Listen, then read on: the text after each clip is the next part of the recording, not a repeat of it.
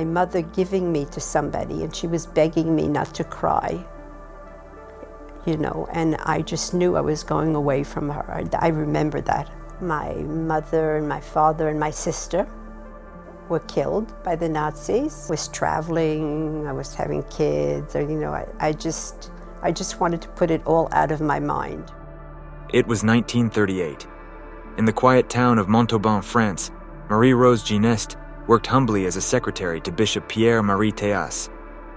Known for her gentle nature and unwavering faith, Marie-Rose spent her days attending to the needs of the diocese, organizing documents, and coordinating church services. Yet, even in this seemingly peaceful corner of France, troubling news began to surface. Stories emerged of families fleeing their homes in search of refuge, particularly those who were Jewish and facing persecution in other parts of Europe. As a deeply compassionate woman, Marie-Rose could not turn a blind eye to the suffering of those around her. Though she was far from powerful, her commitment to her faith and to helping others grew as more refugees arrived in Montauban, each carrying stories of fear, loss, and resilience. In these early days, Marie-Rose listened to their stories with a heavy heart, feeling her responsibility to act increase with each passing day. By 1939, as war tensions mounted, the flow of Jewish families seeking safety grew. Montauban, while small, became a refuge for those who had lost everything, arriving with only what they could carry. The town rallied, with neighbors quietly providing food, shelter, and supplies. Marie-Rose, inspired by her growing role in the diocese and the leadership of Bishop Pierre, began organizing aid within the church, arranging resources, and finding safe places for families to stay. Her quiet courage and willingness to serve others became a beacon of hope for the refugees. Marie-Rose's role expanded as the months passed, moving from providing basic support to coordinating more organized efforts for families in hiding. While still unassuming, she became a key figure in connecting those in need with safe passage and necessary supplies. Montauban's close-knit community, united by a shared sense of compassion, followed her lead, giving what little they had to help others.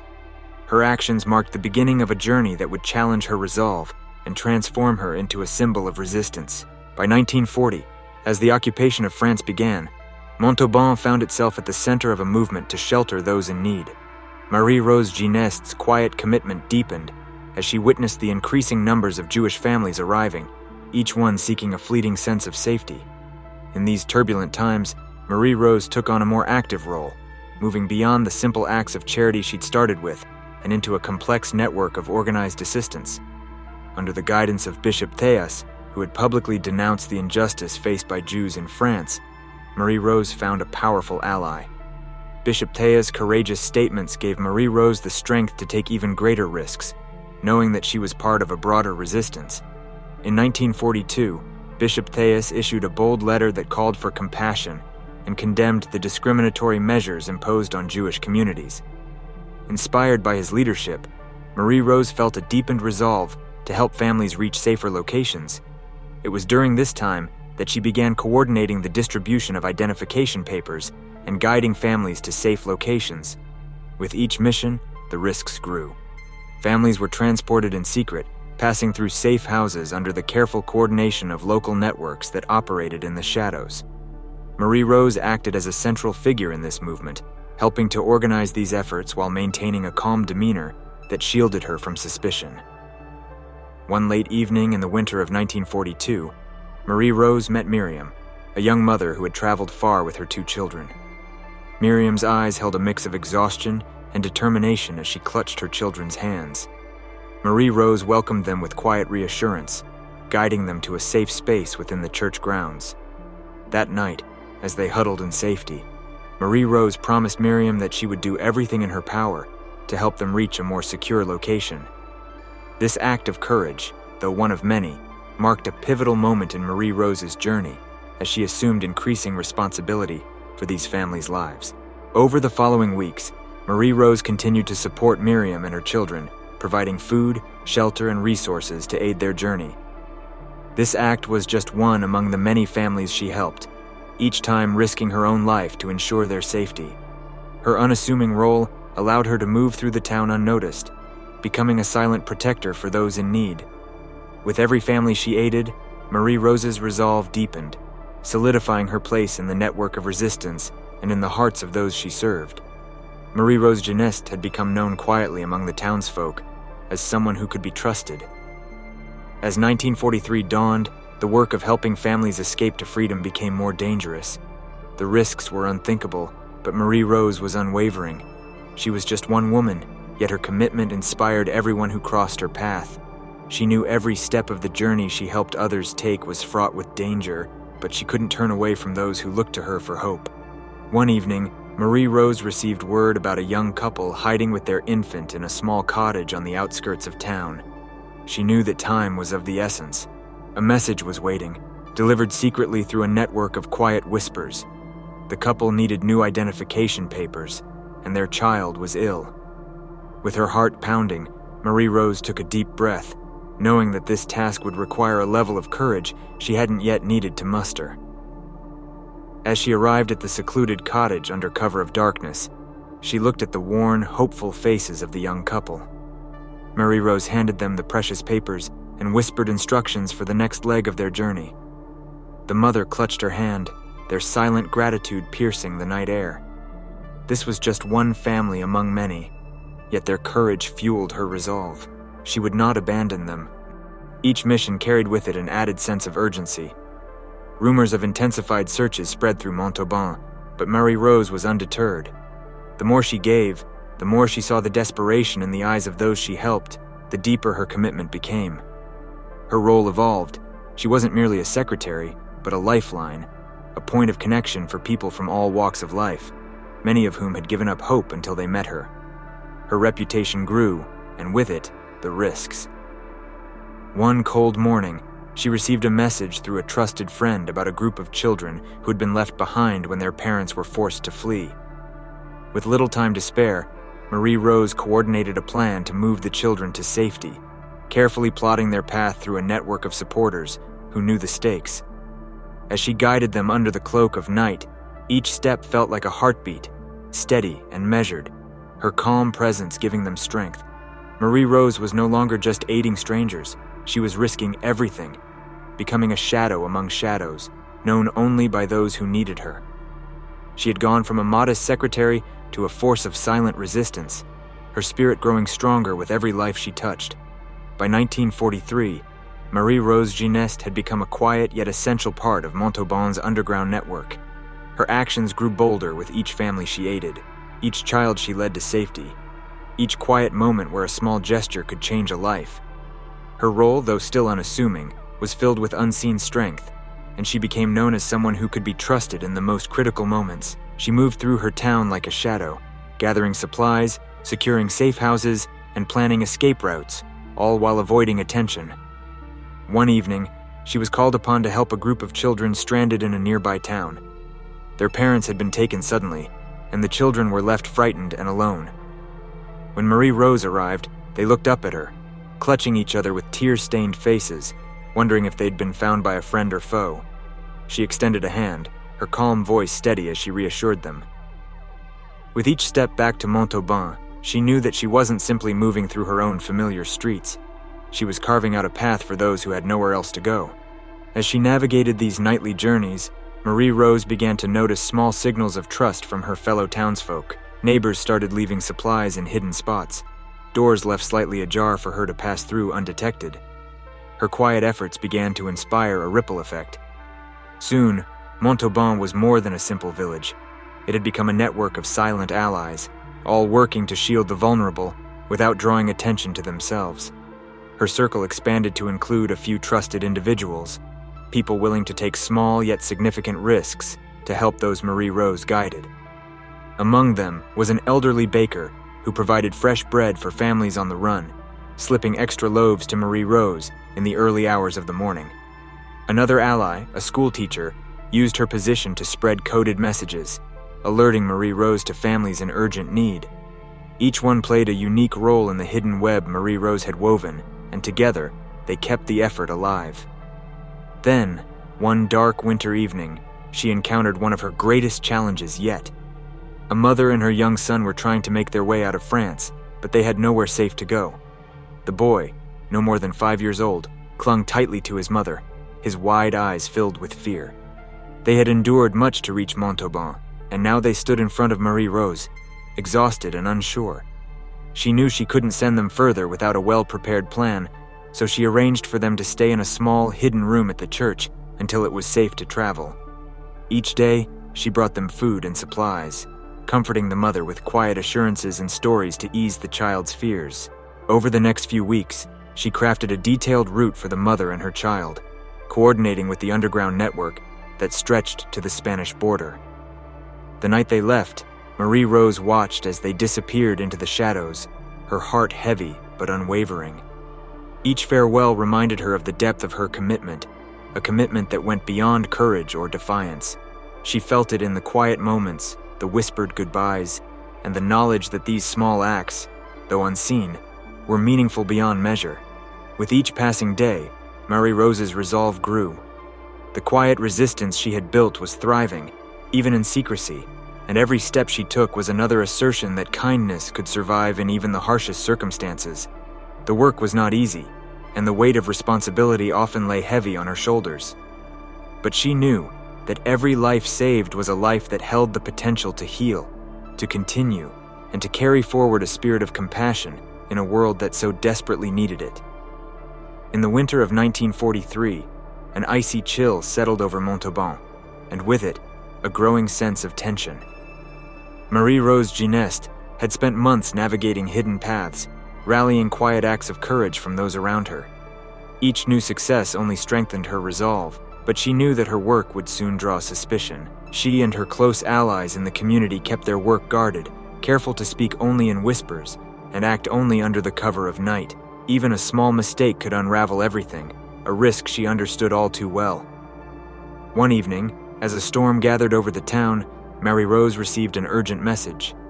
A family, a father, mother, and their 2 young daughters, had narrowly escaped capture and were hiding in an abandoned farmhouse just outside Montauban. Their lives were in her hands and time was slipping away. The storm would make travel difficult, but Marie-Rose saw it as a blessing in disguise. The darkness and rain would help conceal them, shielding them as they made their way to a nearby safe house. Dressed in a heavy coat and with a small satchel of supplies, Marie-Rose set out alone, her footsteps muffled by the thickening snow. The wind howled around her, and each step was a reminder of the urgency of her mission. She finally arrived at the farmhouse, her heart pounding as she knocked softly on the door. It creaked open, revealing the exhausted faces of the family. She could see the mixture of relief and anxiety in their eyes as they silently welcomed her inside. Marie-Rose knelt beside the young girls, offering them a piece of bread and whispering gentle reassurances. She explained their path, detailing every step, every hiding place along the route.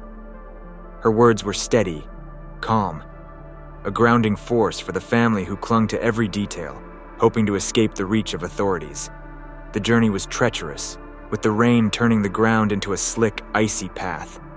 Marie-Rose led the family with a determined focus, her eyes scanning the path for any sign of danger. The little girls stumbled in the mud, and she took turns carrying them, each step harder than the last. Her strength was wearing thin, but her spirit held fast. Finally, after hours of trudging through the storm, they reached the safe house, a modest, hidden space kept by an elderly couple on the edge of town. The couple welcomed the family with warm blankets and a place by the fire, their kindness a quiet light in a world of uncertainty. Marie-Rose watched as the family huddled together, their faces finally relaxing in the glow of safety. Her exhaustion melted away, replaced by a profound sense of fulfillment. As she lay awake that night, reflecting on the risks and the lives she had touched, Marie-Rose was reminded of the simple yet powerful truth that had driven her all along. In a world filled with hardship, small acts of kindness could change the course of a life. She didn't know how long she could continue, but as long as there was a family in need, she would be there, ready to guide them through the darkness. By early 1944, Montauban had become more than a town to those seeking shelter. It was a last chance, a fragile promise of safety. Marie-Rose Gineste was at the heart of this quiet resistance. Her life transformed into a series of midnight missions, hurried whispers, and hidden paths. Every journey was different, each face a reminder of the lives hanging in the balance, and she met every challenge with unyielding resolve. The task was immense, and the risks ever present, but she knew she could not stop now, not while there were still families hoping to survive. One particularly cold night, Marie-Rose learned of a young musician named David who had managed to escape capture but was hiding alone, with nowhere to turn. The local network was stretched thin, with few safe houses left, but Marie-Rose felt a deep sense of urgency. David had been separated from his family and had been on the run for weeks. The thought of this young man, alone and afraid, haunted her as she hurriedly packed provisions and set out through the icy streets. David's hiding place was an abandoned shed, just on the edge of town. As Marie-Rose approached, she could hear the faint sound of a harmonica drifting through the night air, carrying a melody filled with sorrow and hope. She knocked gently, and when the door opened, she found a young man, weary but defiant. His eyes reflected a life disrupted, but also a glimmer of resilience. She assured him he was not alone and would be safe under her care. As they walked, she learned his story. David had been a promising musician, his life filled with melodies and dreams before the turmoil had taken it all away. Marie-Rose listened, her heart heavy, yet inspired by his quiet courage. She led him to a new safe house, a small attic room offered by a sympathetic farmer on the outskirts of town. This simple act, giving David a place to rest, food to eat, and above all, someone to trust, was her way of restoring a piece of the life he had lost. Marie-Rose's network had grown, and so had the trust within Montauban. By now, she was part of an intricate web of supporters, each one risking their lives to shelter people like David. The local baker continued to provide extra loaves to those in hiding, leaving them near the church for Marie-Rose to distribute. A doctor, loyal to the cause, treated the sick in secret, and a teacher relayed coded messages about new arrivals, creating a lifeline of information that kept families connected and safe. Each night, Marie-Rose would review her plans, mapping out the next day's missions with a clarity that belied the danger she faced. Her humble role as a church secretary gave her the perfect cover, allowing her to move through the town unnoticed, her quiet presence concealing a fierce determination. One evening, a trusted friend brought her news of a young mother, Isabel, and her infant daughter, who had been hiding for days, running out of food and on the brink of despair. Marie-Rose set off immediately, navigating through fields and forests under cover of darkness. When she arrived, Isabel clutched her daughter tightly, her eyes filled with gratitude and exhaustion. Marie-Rose wrapped a blanket around them both, comforting Isabel with promises of safety and guiding them to a new shelter. Marie-Rose's work was never without danger, and each mission brought with it the risk of betrayal. The tension grew with each passing month, and rumors circulated about crackdowns on those suspected of helping the displaced. Yet she moved forward, undeterred, her spirit fortified by the lives she had saved and the trust she had built within her community. She knew her mission was not only about survival, but about preserving the very essence of compassion in a world that had lost its way. Her actions left a lasting mark on Montauban, and each family she helped carried forward her quiet bravery. Marie-Rose Gineste became a symbol of defiance, though her true work was known only to those she helped. She asked for nothing in return, finding her purpose fulfilled in the simple act of lighting a path for others, one that would endure long after the war had passed. By spring of 1944, Marie-Rose Gineste had become a pillar of courage for Montauban. Her reputation was whispered among those in need, a quiet figure who could offer hope and safe passage in a time of unprecedented hardship. Yet with each success, the scrutiny around her and her network grew, and Marie-Rose knew it was only a matter of time before her work would draw unwanted attention. Her greatest fear was that a single misstep could expose the entire network, putting every family and ally at risk. One day she received word of a large group, a collection of families and individuals who had arrived together in the neighboring village. They had endured unimaginable journeys, evading capture at every turn, but they were now weak and running out of food. This would be her largest operation yet, and it required coordination on a scale she hadn't yet attempted. She gathered her closest allies, including the baker and the teacher, who had worked tirelessly with her. Together they devised a plan to bring each person into Montauban in small groups, where they could rest before making their final journey to safety. Marie-Rose's plan was intricate, Each family would be taken to a separate location, a series of hidden rooms and attics offered by sympathetic townsfolk who understood the importance of protecting these vulnerable travelers. The local doctor, trusted by everyone in the network, volunteered to visit each hiding place, bringing food and tending to the sick, using his medical rounds as cover. Each person in the network played a vital role, and under Marie Rose's careful guidance, the operation moved forward with remarkable coordination. As the families arrived in Montauban, Marie Rose's resolve was tested as never before. One evening, a close call forced her to think quickly, altering plans and redirecting people to avoid detection.